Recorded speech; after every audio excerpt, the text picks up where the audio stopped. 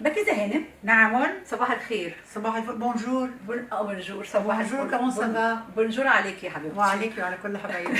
امين يا رب العالمين. قولي لي كده، ما تقومي الصبح من النوم تفطري ايه الصبح؟ اول ما تقومي كده فطارك ايه؟ طب بصي انا ما بفطرش، بس اصحى الصبح واشرب قهوه. بس لو ممكن بقى لو خرجت بفطر. اوكي. بتفطري ايه؟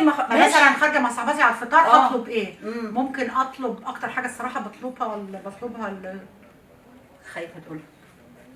يا لهوي يا لهوي. انت سالتيني. انا يا ريتني ما سالت. بس ده مره في الشهر مثلا ولا في سيمون في الشهر. مي.